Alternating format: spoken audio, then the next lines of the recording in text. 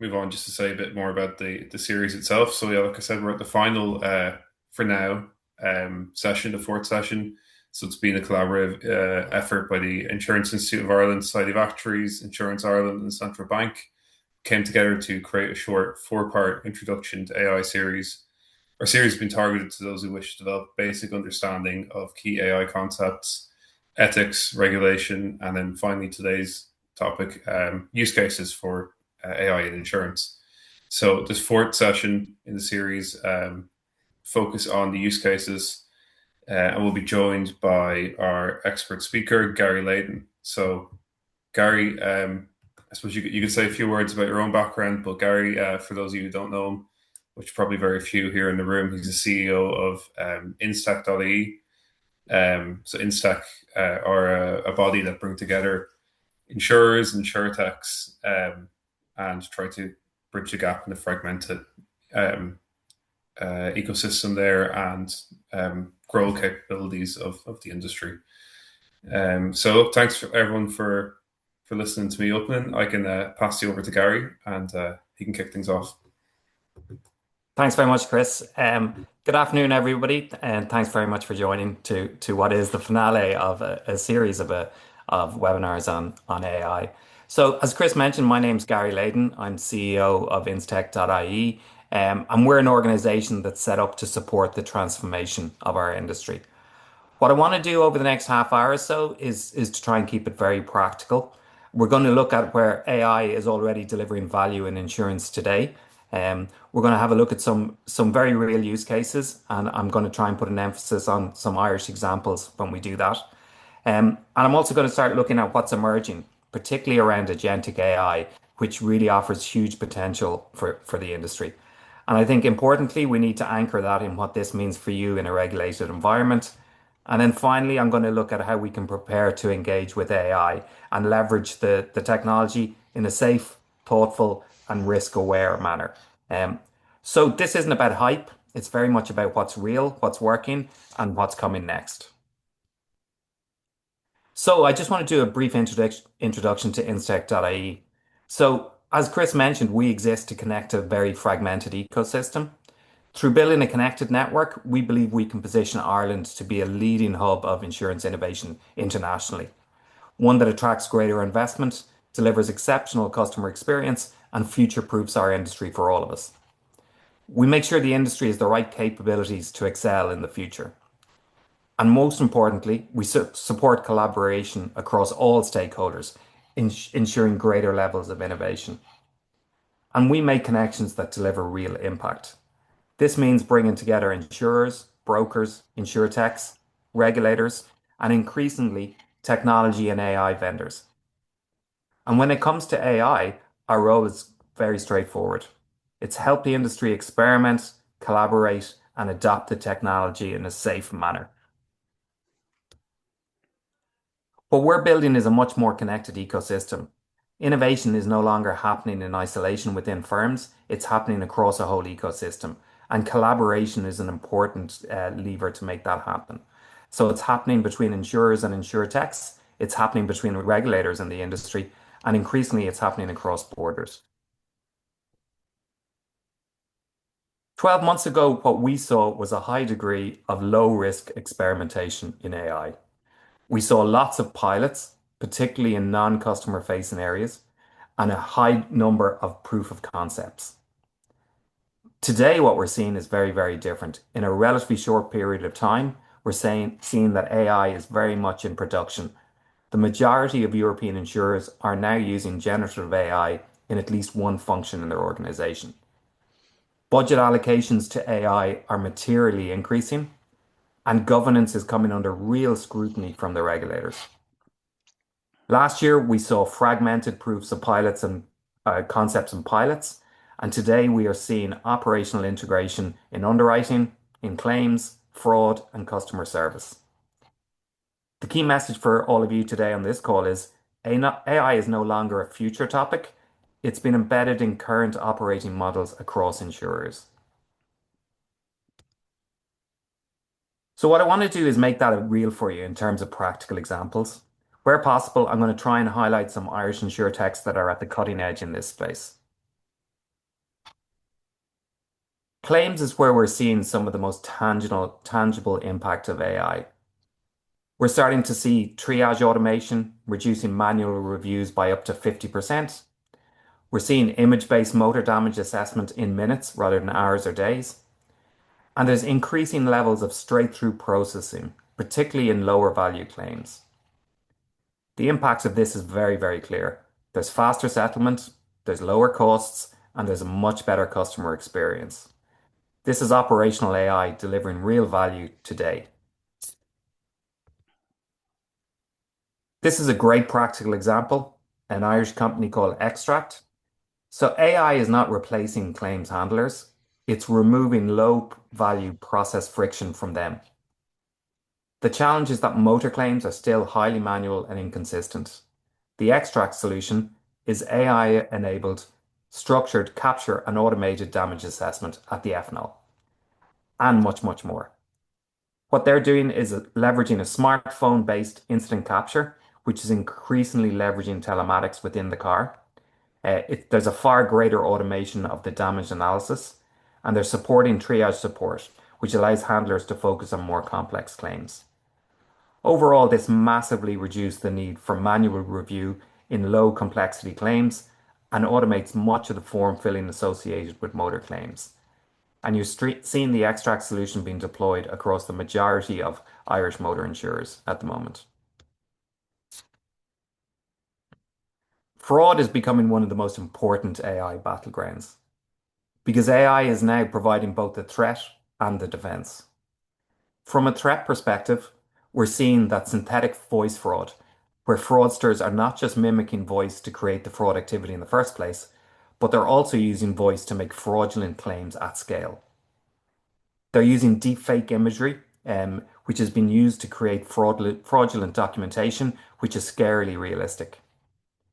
And identity spoofing allows fraudsters to create AI-assisted identities that can bypass existing biometric security. The response from the industry that we're seeing are applications such as anomaly detection, which is sophisticated pattern spotting of fraud, voice biometrics, which is a much more robust identity verification, and network analysis, which is tracking and spotting fraud across internal networks, as well as greater collaboration across insurers. The key message here is that existing traditional controls are no longer sufficient, and new threat vectors coming from AI are constantly arising. So the industry needs to be more nimble and much more sophisticated in its response. Again, another great Irish company in this space is Anasa. So the problem that they're seeing is that fraud is increasingly sophisticated, particularly when it comes to payment stage claims. It's a 330 billion industry problem. And the legacy systems that exist really struggle to reliably detect AI altered payment advice. So Anasa has a solution. It's a multi-layer AI system that analyzes the documents before payments. And what's interesting about it is they have 6 layers of validation happening almost instantly. It offers real-time detection and allows for an intervention to happen before funds are even released. So it's very much about prevention, not detection after the fact. And when it comes to underwriting, we're seeing that underwriting is increasingly being augmented, not replaced by AI. We're seeing AI co-pilots ingest documents, summarize submissions, match against risk appetite, and compare policies. And the impact of that is greater efficiency and accuracy through reduced time per case, improved consistency, stronger audit trails, and lower cognitive load on the underwriters, allowing them to spend more time on complex and challenging risks. So underwriters are becoming decision makers supported by AI, and AI is becoming an integral component of their toolbox. Hyper-exponential is a really interesting case study in this case. So commercial underwriting in particular relies on a huge amount of manual spreadsheet-driven underwriting processes. The HyperX solution is a unified platform that integrates pricing, governance, and portfolio intelligence into a single workflow. And what they're doing with AI is embedding governance, They're providing intelligent pricing into underwriting. They're automating much of the workflows, and they're improving portfolio visibility. So this is about disciplined and scalable underwriting. And finally, coming to customers and distribution. This is where disruption with AI is really accelerating.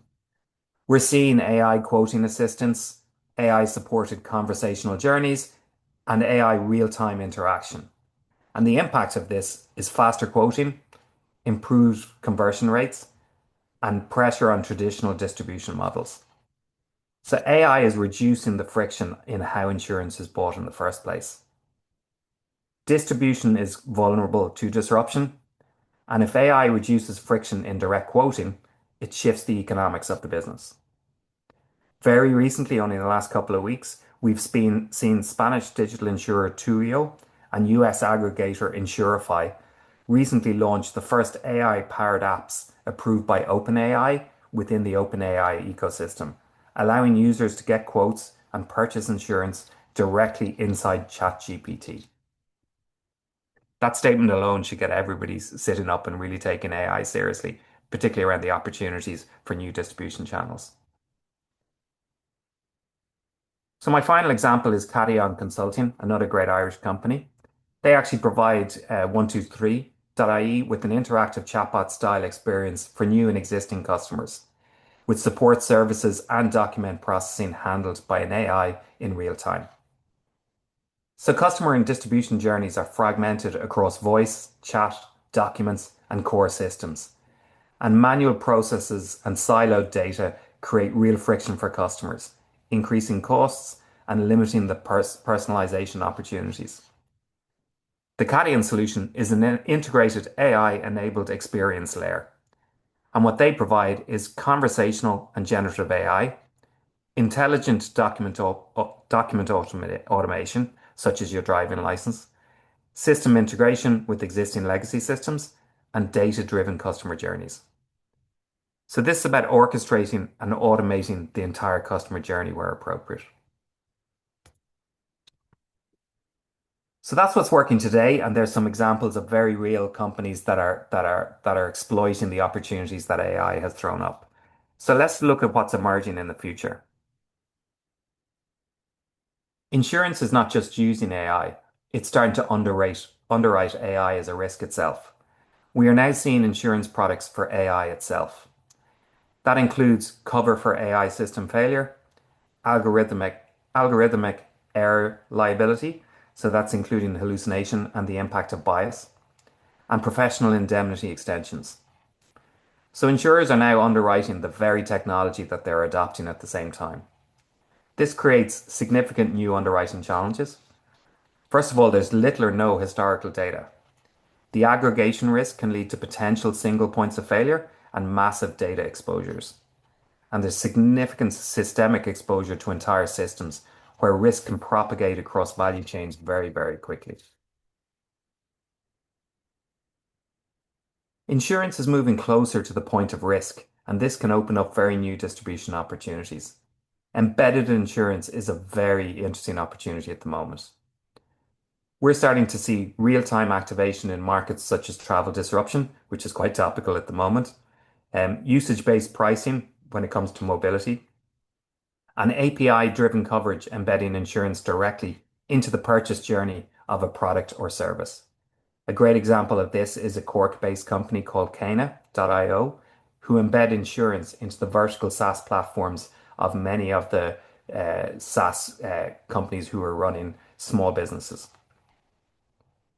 This allows for bundling insurance products into the purchase of a non-insurance product or service, and it moves away from sold insurance to bought insurance, integrating protection into everyday life. Embedded aims to make coverage nearly invisible, providing instant protection without additional steps. And AI is also starting to enable continuous dynamic pricing rather than annual pricing. So now I want to move on to one of the most important next shifts that we see coming down the track and what its impact on the insurance industry could look like. And this is the emergence of agentic AI. So first of all, what is agentic AI? Agentic AI is the move from tools to autonomous systems. So agentic AI systems pursue goals autonomously through multi-step processes. Unlike generative AI, which relies on prompts, these agentic systems plan, act, adjust, all autonomously. This is the shift from using a tool to having a digital worker on your team.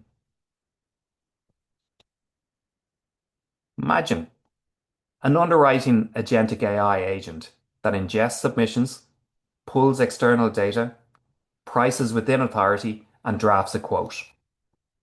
Or a claims agentic AI agent that triages ethanol, orders an appropriate repair, validates coverage, and approves payments. Or even a portfolio agentic AI agent that monitors exposure, adjusts pricing triggers, and flags concentration risks within that portfolio. This isn't fully here yet, but elements are emerging at a pace of technology adoption that the industry has never seen before. There's a significant appetite and investment behind the adoption of agentic AI across the insurance industry. As an industry driven by process, it offers significant opportunity for the deployment of the technology.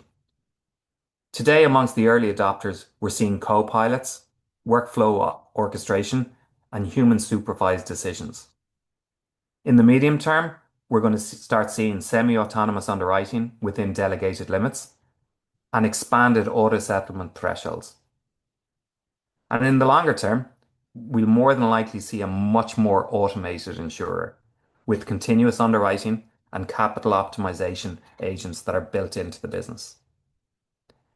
The reality, though, is that this pace of adoption will be shaped by regulation. Adoption will be constrained by regulation, but the momentum is very clear. The regulatory environment has been covered in much more detail in a previous webinar, but just to call out that the governance and regulatory reality is that we're constrained by the EU AI Act, explainability requirements, human oversight obligations, and DORA covering operational resilience. Innovation must sit within governance. Insurance won't adopt AI recklessly, and the regulated nature of the industry will slow deployment of the technology, but it also creates very real competitive advantage for those who implement it responsibly. All of this has some significant strategic implications for insurers.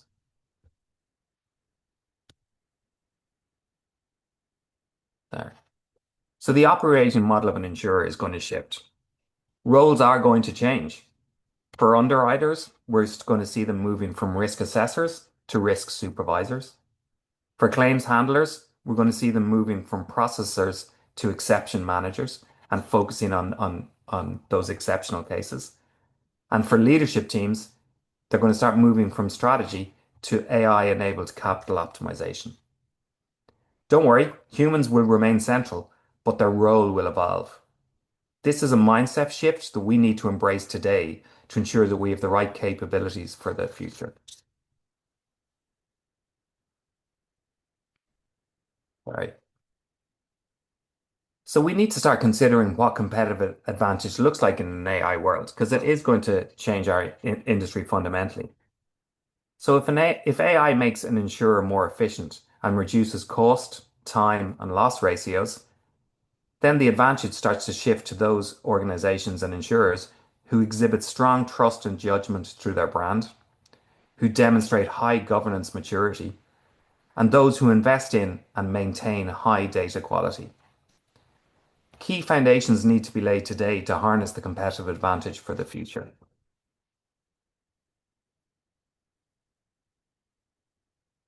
So, we need to ask ourselves a couple of hard questions. Firstly, if AI can underwrite within appetite, what is your human advantage? Secondly, if claims settle within hours or minutes, what differentiates our service? And thirdly, if pricing is continuous, how does regulation respond to that fast-moving environment? The answers to these questions will help determine what our industry looks like in the future and who the winners and losers are going to be. This isn't an academic conversation. There are very real steps that we can take today to prepare for the future. In terms of now, you can start now with practical deployments of AI. Document ingestion, claims triage automation, underwriting co-pilots, fraud anomaly detection. There are existing solutions to address these areas that can be deployed safely and securely today. I've already highlighted some Irish insurtechs who are already providing solutions in this space. These are relatively low risk, high value implementations of AI. The next steps require a degree of strategic planning. Over the medium to longer term, you should start considering agentic workflow pilots, embedded insurance opportunities, which open up new distribution opportunities for you, building robust AI governance frameworks within your organization, and starting to explore portfolio monitoring agents. These all require planning, not just experimentation alone. But I would say to all of you to be more curious. I would challenge all of you to be a bit more curious about AI, the technology, and how innovation could impact our industry. So at InsTech.ie, we regularly publish reports on emerging technologies and the insurtechs that are bringing them to the market. All are available free on our website. I have two examples here. Our most recent publication on AI and insurance and our most recent directory of Irish insurtechs. Both spotlight innovative insurtechs that are delivering solutions today. Sign up to our newsletter at InsTech.ie and you'll hear about our upcoming events and webinars that are open to all within the industry that showcase the art of the possible. Greater curiosity should lead to greater experimentation. The technology is advancing at a pace that far exceeds the industry's appetite to try new things. So what we identified is that what is needed is a safe place to experiment, one that replicates real-world conditions. So we've invested in a digital sandbox for the industry that allows you to do just that. So this sandbox allows you to test vendors safely, experiment without production risk, use insurance-specific synthetic data that we have in our library, collaborate with peers, and do all of this in a regulator-aware environment. So it's a safe, secure, enterprise-grade technical platform where you can start to play with all the toys that AI is offering. This platform reduces the time to deploy new technologies from what we've seen as 18 plus months down to weeks and even days. So the objection that we can't deploy tools on our live production environment falls away when you have a secure place that can replicate your environment to actually experiment with the vendor that you want to engage with. The emerging AI technologies and tools alone are not enough. Simply procuring them isn't enough. Our people need to know how to use them. So building capability in AI is absolutely essential for everyone in the industry. The degree of AI literacy needs to increase dramatically across all people within our industry. Through hackathons, we also facilitate structured AI ideation days, cross-functional experimentation, rapid prototyping, and governance-first design. This is learning by doing and can be cross-industry or company-specific.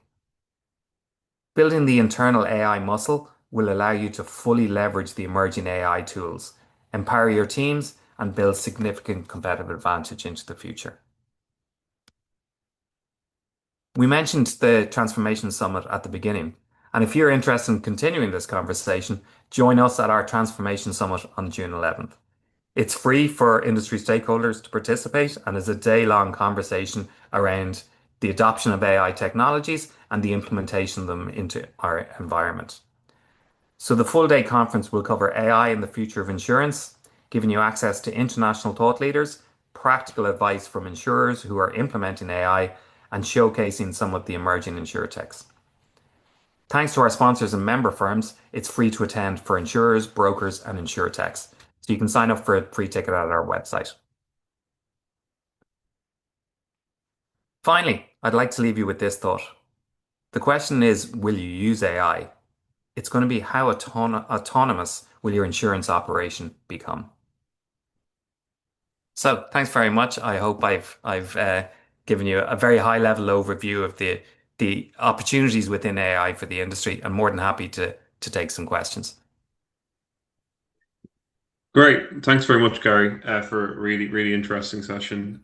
So I'll just remind everyone there in the chat that they can drop their questions into the Q&A. But we have a good few there to kick off, start getting through. But yeah, please continue to add your questions. Um, First one there, Gary, just to get your view. I'll just read out the question to you there. Sam Altman was speaking recently about the AI rush and was talking about the RAM shortage issues in the moment and said he couldn't say whether there was a bubble, like the tech bubble, or something more sustainable going on in the AI space. I'm sure you have a view on that one. So this person was looking for your thoughts on whether we're looking at a bubble or not. Yeah, look, if you look at it from an investment point of view, there's without doubt a bubble in that there's large amounts of money chasing a small number of companies to try and get exposed to what they perceive as a significant opportunity in the future. But that's almost noise. The Mm. reality AI is fundamentally going to change our industry. The technology is here. It's been deployed. And really importantly, AI as a technology relies almost exclusively on data. And there's few industries that have as rich amounts of data as insurers, but insurers use a relatively small amount of that data. There's massive opportunities. So I just think the investment conversations about it being a bubble, there's absolutely technical issues about, you know, how they're going to build out from a hardware point of view. But the reality is it's here, it's going to stay. And I think it's really important that insurers embrace it quickly because the pace of adoption is going to be much, much quicker than any other technology cycle we've seen in the past. So the first movers, acknowledging that it has to be done in a safe and robust manner, and particularly a regulator aware manner, are the ones that'll be the winners here. Yeah, very good. Thanks, Gary. We'll go on to the next question there. So yeah, someone here is looking to know, will AI need more regulation in the future regarding use cases in the insurance industry? So I think that's an interesting one, in the context of EIOPA's opinion on risk management governance in AI, and the strong kind of sectoral regulatory framework we have for insurance. But I'll pass over to you, Gary, and see what your insights are. Yeah, I think this is a really good example of how AI is fundamentally changing how we do business in insurance. And this is probably the first time that a regulator has need to catch up with the technology. So they're on as steep a learning curve as the industry is.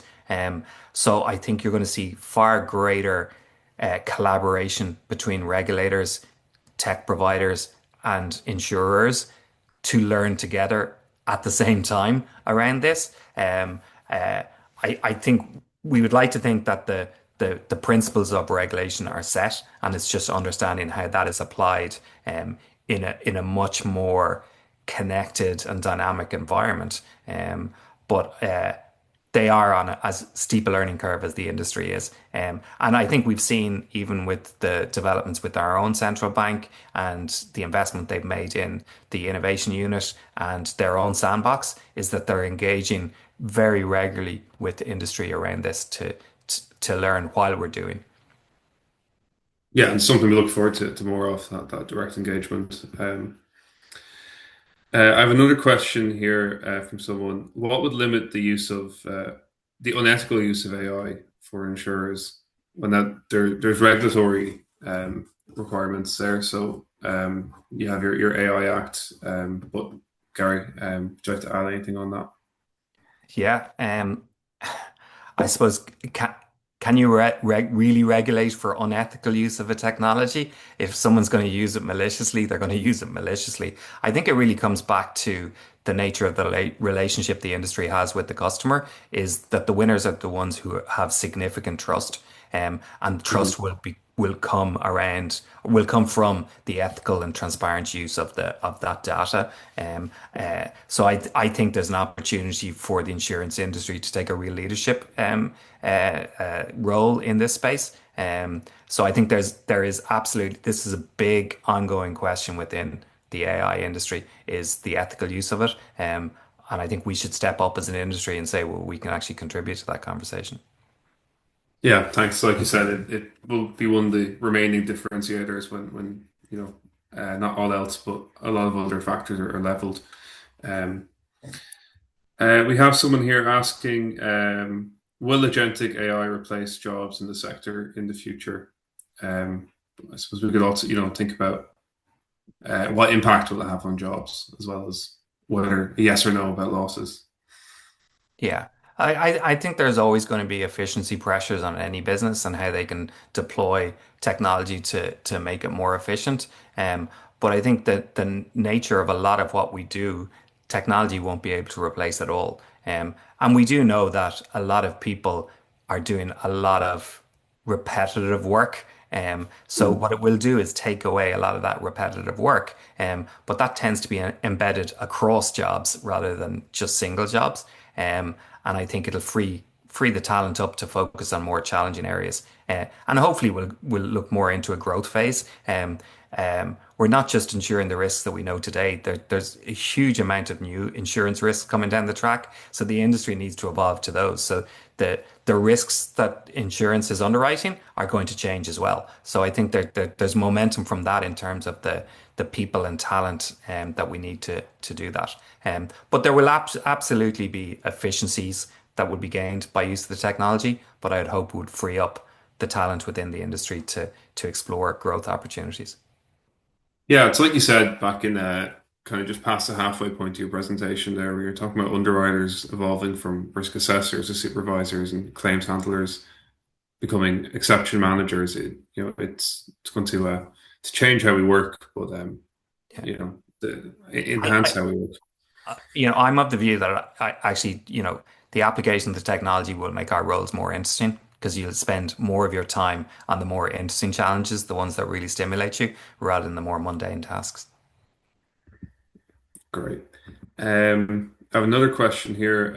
It's an interesting one. What would be the most crucial AI function that the board of directors need to be aware of? So I suppose you can think that as function or use case that the board of directors need to be aware of. Yeah, so actually we've been asked in quite regularly to the boards, particularly through INEDs, asking us to come in. First of all, there's an education piece. It is just not dissimilar to what we've presented you today. What is AI? What are the opportunities? And understanding the risks associated with them. And then the conversation shifts, well, yeah, to transparency within the organization. Well, if I'm sitting at a board level, how can I look down through the organization and really understand where the risk lies within the organization? So where are we using AI? Is that explainable? Is it auditable? And we're starting to see the development of dashboards back up to the board executives and that give them that look through into the organization. Yeah, thanks. You did mention education there. Do you have any thoughts on AI literacy, the concept of AI literacy under the AI Act? Because ourselves in Insurance Ireland, it's something that we're thinking about with our working groups and our members. But Yeah, look, I'm interested to hear your view. yeah, look, I'm sure as everybody can see, I'm a believer already. I would not be relying on regulation to tell me to learn about AI. This is going to be an essential tool in the future of our industry. Everybody across our organization needs to have a degree of AI literacy, and that degree will be different depending on your role, depending on your seniority. So I think there's significant upskilling to happen, but I wouldn't wait to be told that you have to do it through the AI Act. You should be doing it now. Very good, yeah. I might just, we're supposed to be pulling questions from the Q&A, so I'll just remind the chat there to not put questions in the chat because they get lost. Put them in the Q&A. But there's one there that came up as you were speaking. In order to keep up with the pace of AI, would you suggest any particular courses? This particular person works in claims, but if there's anything that InsTech have come across that you find to be a good broad recommendation, we'd be happy to hear, or Um, what to look out for in the course. yeah, look, it I hate giving it depends answers, but it does depend a little bit Yeah. on your role and your starting point. But actually, I'm a great believer in curiosity, and I think there's a huge amount of free resources out there. All the platforms, the likes of OpenAI and Anthropic, have huge amounts of really engaging material in small bites that you can jump into and just to learn about the technology and the applications of the technology. We've recently partnered with Insurance Ireland and the Institute to establish a SkillsNet network. So I think that's going to be launched next month. I hope I haven't spoiled the surprise. But you'll start to see some AI literacy courses come out in that, and that will develop over time as well. But feel free to reach out to me directly as well. We run innovation boot camps. We run AI hackathons across industry and also within organizations. And they can be at a functional level or they can be right across your organization. So another aspect of this is learning by doing. I think you've got to play with the tools. You've got to understand how they could impact on your role and then customize them to your specific job. So I think it's important to actually not just learn in an academic way, but actually experiment with the tools themselves. And the likes of the sandbox are a great resource to be able to do that without necessarily deploying it across your company. Yeah, absolutely perfect use for a sandbox. I have an interesting one here. What I'm thinking about myself actually. How do you ensure that you avoid, or how can you best avoid bias in the output of AI that you use? Um, Now, it can take many forms and many different use cases of AI, but maybe just for example, like in the underwriting process or claims handling, how do you avoid that bias? Well, like simplistically, the way you avoid it is by not having bias going into it. So Mhm. garbage in is garbage out, and that's the reality of AI. It's only as good as the data that's fed into it. So the foundational layer for AI deployment in all organizations is getting your data right. And I think you really need to look at the quality of that data, and in particular to ensure that there's no biases within that. And that's something that you got to constantly monitor as well. Is there anything that any of the InsTech, the insurtechs you're working with are doing interesting in the space of cleaning up that data that's been put in and removing the bias, or Yeah, is it? there's a number of insurtechs that are looking at the data space and the quality, and also how you pull data in from fragmented sources and bring it into a more unified layer to take advantage of it. So, there's a number of them that could do that. Okay, so it is something that can be tackled. Yeah, absolutely. Very good. Um, let's see. So someone here asked, not sure if you have a view or not on it, Gary, either way, but how much of a delayed implementation do you think we'll see with regulation in the space? So I think really maybe the question there is what's the lag between, regulatory response and on one side and innovation on the other side? Or what are we seeing, I suppose, in terms of that? Hard to say from the European side. You had the AI Act, but we're not sure then in terms of implementation dates of that because there's a digital omnibus and proposed delays. But maybe on a domestic scale, Gary, what are you seeing? Um, so I'd be, I know I said, regulation will slow down implementation. But that's just because we need to be cautious and we need to understand fully the implications of it. But the reality is it's here. It's been deployed already. The AI Act has not, and even the the fact that it was upcoming didn't stop people from starting to look at AI Hmm. and how they could fit in. I think the most important thing is that it's tested and deployed in a cross-functional manner. So your compliance teams are involved from day one, and they're on the journey with you when it comes to innovation in this space, as opposed to surprising them at the end of an innovation journey and saying, "Here we go, is that compliant?" Because the answer 99% of the time is no. So I think it's just having that compliance conversation in real time. As I said, the willingness from the regulator to engage earlier and as you're developing it is there, and there's opportunities through the innovation hub to have those conversations much earlier. So yeah, I wouldn't focus on that on the delay piece. I'm just more about how do you ensure that you are investing in AI and building it in a compliant way.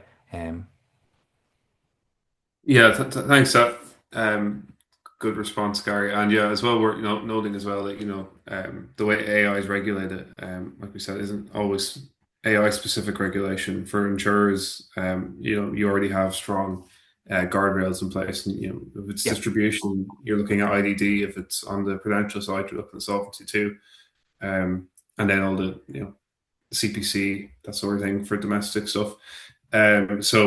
Again, I did mention earlier on, but interesting one to look at is the EOPA opinion from August last year, opinion on AI governance and risk management, where they do map out the existing regulatory framework for insurers and map that kind of to what's been done in AI.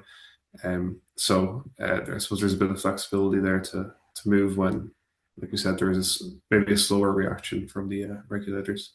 yeah. So a few more questions here. Um, Somebody here has asked, Gary, can you provide an overview of risk management practices being used by insurers who are adopting AI tools mentioned in your presentation? I So could, but how are they? I could, but it's a completely separate presentation. Yeah, yeah, There's no short answer to that, and every company is different. But the first step is just around education, is just understanding where AI is deployed within your organization, and that's your starting point, and then you put in the risk management practices around that. But first of all, you need to know where to look. So there needs to be an audit around where we're using existing AI. And remember, AI has been around for 20, 30 years, if not longer. So it's already quite well deployed in organizations. So you just need to understand, where it is being deployed and where it's going to be deployed in the future. very good. I have a question here. I feel like it is motor insurance specific, but maybe one of the InsTech insurtechs are involved in the space, but it's about telematics. Mm. Question is, why is the industry so against using telematics and AI to help road traffic governance, look at premiums, looking at accidents? The whole Irish road fleet will benefit from this in the long run. Do you have any views on that one? I'm not a motor expert. Uh, Yeah, look, I think short answer is yes, I agree. I think probably the economics of deploying telematics has evolved. And probably the efficacy of the telematics is much better now than it may have been a number of years ago. So it's easier to adopt both financially and also from a user-friendly point of view. The fact that a lot of the telematics can actually sit within our phone as opposed to any black box. And also you're seeing within the cars themselves, they're much smarter. So there's a host of Yeah. telematics that are already built in, so you can access them much easier. So I think you will see it being deployed. It's been used an awful lot in the fleet industry, where it makes sense, particularly around road safety and fuel efficiency. And I think it would be great to see it being deployed more in kind of more consumer facing roles. Uh, have a look at Extract and what they do. Uh, in other markets, they're using telematics to far greater benefit within their solution. In the Irish market, they don't use it as much, but they definitely would have a view on this as well. Yeah, well, maybe it's one of those things where we can look at success in other markets and see how it can be leveraged here. Yeah. Okay, so I have a question here. Will insurers ultimately lose their supreme access to data?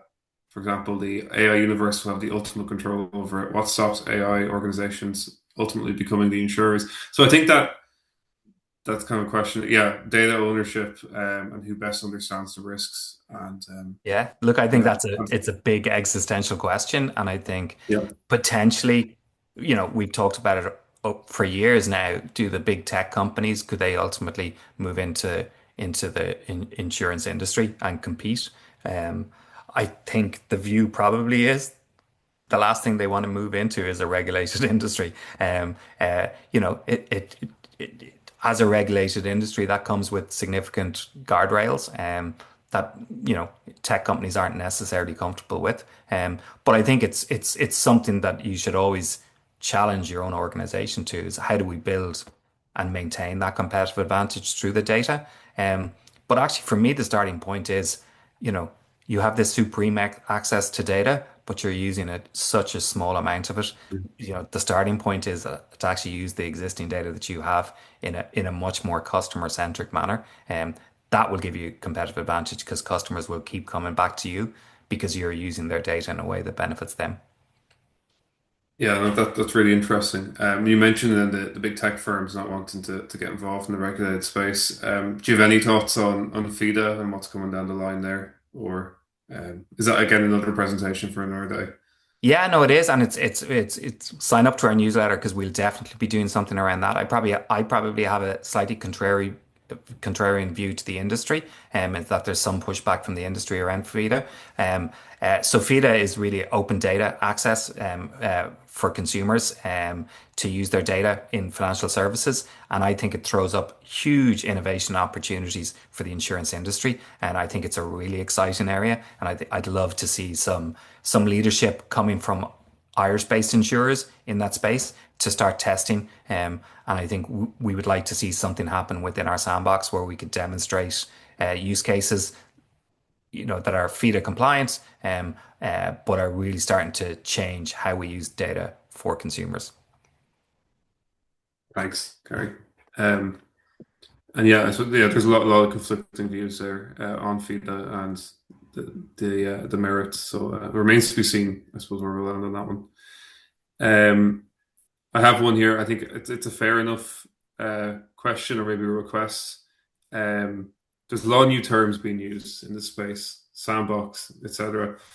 Is there anywhere they can get an inventory of nomenclature so they can graph some meaning within sentences they're hearing? So this person said that 3 months ago they thought that AI stood for procedure in animal husbandry. So is there anything, Gary, out there on It's on your own website or anywhere else, a yeah, good kind of glossary of terms or something like that? yeah. It still is a procedure in animal husbandry, just to clarify that. Yeah, yeah, I'll But take that away. no, actually, it's a very good point, and I think that's definitely something we could take on board. But when I go back to my previous statement about being curious, I think come to our events, hang out with people. It is a new and emerging world, and it does come with a new language. But by immersing yourself in it, and we find the insurance industry can be very, very siloed. And I think you need to break out into communities that are much more collaborative. So I'd suggest come along to some of our events. You'll certainly learn some. But actually, I think it's an interesting idea to develop a glossary. You might see one on our website soon. Yeah, and I'll echo that. It is always really really informative. You come away with something if you go to an InsTech.e event. So yeah, do keep an eye out. Okay, we have about 9 minutes left, so 8 minutes now. I see my clock just ticked over, so we'll try and fly through the last few questions here. Um, how will future AI-driven insurance industry deal with the potential lack of human interface when it comes to complaints procedures, and how the ombudsman may deal with this? Just to give my high-level view on that, I don't think it'll be allowed to get to that place. Certainly not within the confines of the regulations as they exist now, but AI Act and sectoral. But Gary, do you have any thoughts on that? Um, yeah, absolutely. So we're not going to see an insurer that is solely populated by AI and no one else. Mhm. There will always be human in the loop, and there will always be escalation. I think, you know, one of the existing problems with I suppose complaints procedures is, when you look at the root cause of them, it's probably a flaw in the process, rather than a very deep, meaningful complaint. So I think we need to address those. So the industry tends to innovate from the inside out. So it starts with the underwriters and then innovates outwards, which isn't the best way of doing it. Where you want to start innovation is from the customer back in. And I think by looking at all our processes and how we do business and how we engage customers through the lens of what it means for the customer would actually address a lot of these issues. And I think AI offers us the opportunity to do that.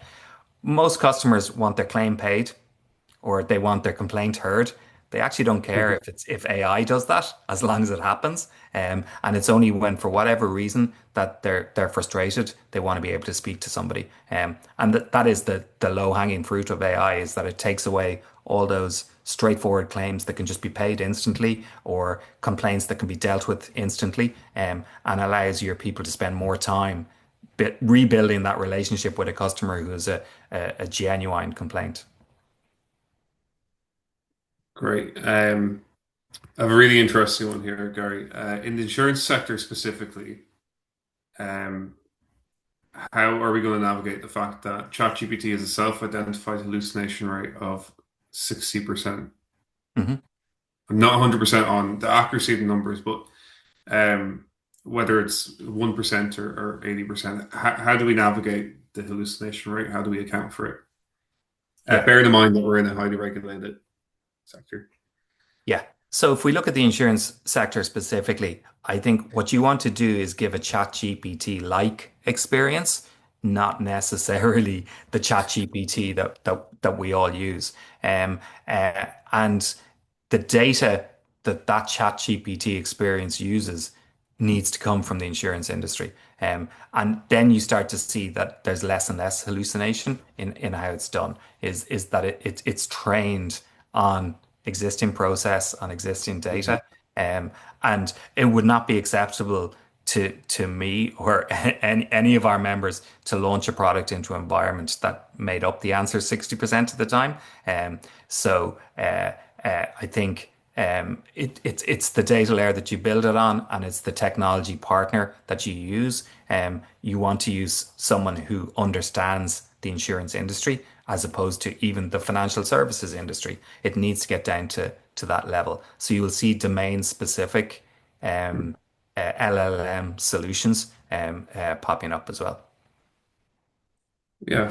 Yeah, very good. I suppose people, yeah, do default to that ChatGPT, Microsoft Copilot, publicly available model, sort of experience, whereas you do have the chance to shape what you're implementing yourself and Yeah. kind of iterate and work on that.